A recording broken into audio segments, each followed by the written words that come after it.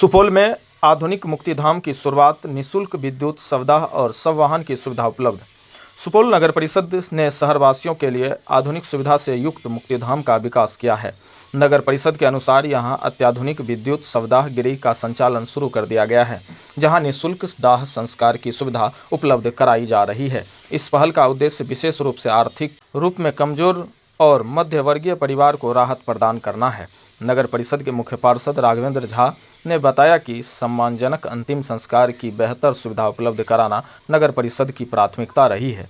इसी के तहत मुक्तिधाम परिसर में प्रत्यक्षालय, पूजा पाठ के लिए अलग से स्थान, स्वच्छ पोखर, बैठने की समुचित व्यवस्था, हरियाली, साफ सफाई और बेहतर प्रकाश व्यवस्था विकसित की गई है। उन्होंने बताया कि पहले मुक्तिधाम के आसपास आने में लोग संकोच किया करते थे, लेकिन अब परिसर का स्वरूप पूरी तरह बदल चुका है। नगर परिषद की ओर से निःशुल्क शववाहन की सुविधा भी शुरू की गई है, जिसमें अंतिम यात्रा अधिक सम्मानजनक और सुविधाजनक हो गई है।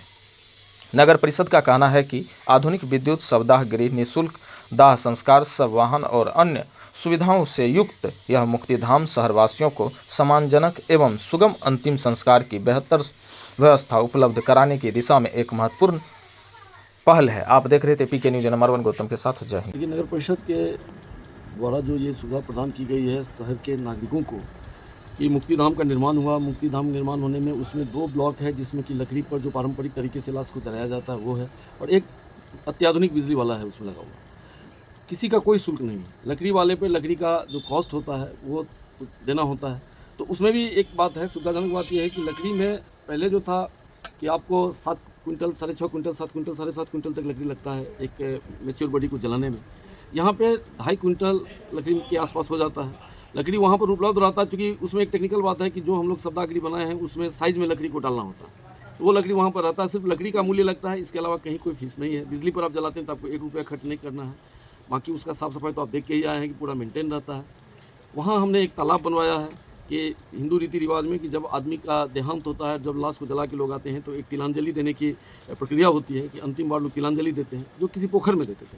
तो हम लोगों ने ये व्यवस्था किया कि वहीं पे लोग तिलांजलि देते हैं, वहीं पे लोग तुरंत मतलब देखिए स्नान करके फ्री हो जाए। जो लोग तालाब में नहीं नहाना चाहते हैं उनके लिए गेट पे स्मशान के बाहर हमने एक बाथरूम बनवा दिया है, जिसमें कि 10-15 नल लगे हुए हैं कि लोग वहाँ जाकर अपना स्नान कर सकते हैं। ये सारी सुविधाएँ हम लोगों ने दिया है वहाँ पर। और एक इसमें आपको और एक बता रहे हैं कि एक खुशखबरी और है कि हम लोग इसमें एक मोर्चरी बहन भी नगर परिषद के द्वारा खरीद लिया गया है कि जैसे दूर में वार्ड नंबर 19 जो भेलाई है, वहाँ कोई लाश है, वहाँ से कंधा पे लाना आज की भीड़ भरा सड़क पे लोगों के लिए कष्टदायक भी है, उतना दूर लोग पैदल चल भी नहीं सकते हैं।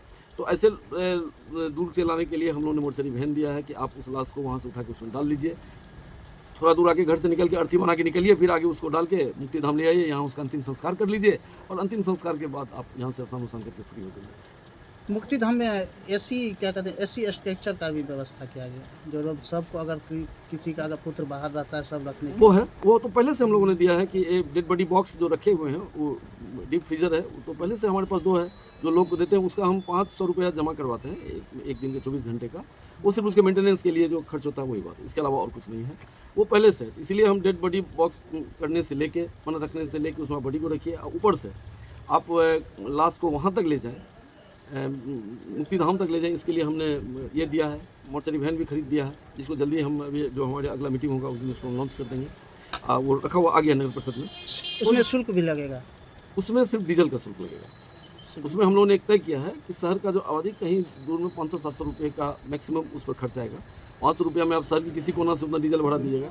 डीजल का सिर्फ हम कॉस्ट लेंगे, ये करेंगे। देख लेते हैं, अगर वो भी नहीं होगा, बोर्ड से सब सहमति बन जाती है तो उसको हम लोग वहाँ भी कर देंगे। ये हमें मतलब अंतिम यात्रा लोगों का मतलब ठीक से हो। हम लोगों ने ये परेशानी महसूस किया है कि अगर 2 किलोमीटर भी लोगों को पैदल चलना होता है इस भीड़ भाड़ वाले सड़क में तो बहुत दिक्कत होती है, इसलिए हम लोगों ने इसमें कहा गया है कि लावारिस लाश जो आता है अस्पताल से, वो बाउंड्री के बाहर में गाड़ दिया जाता है, जिससे काफ़ी परेशानी होती है, जानवर लोग भी इसको निकाल लेता है। ये मेरे संज्ञान में नहीं था, अभी कुछ पत्रकारों के द्वारा मेरे संज्ञान में दिया गया, तो हमने तुरंत अस्पताल प्रशासन से, जिला अस्पताल प्रशासन से बात किया, सदर अस्पताल वालों से, और हमने उन लोगों को कहा है कि ऐसा कोई, जब आपका 72 घंटा 75 घंटा जो आपको रखना है, रखने के बाद जब आपको उस लाश को डिस्पोजल करना है तो आप कृपया उसको कहीं गाड़िए नहीं, आप नगर परिषद को एक चिट्ठी लिख दीजिए।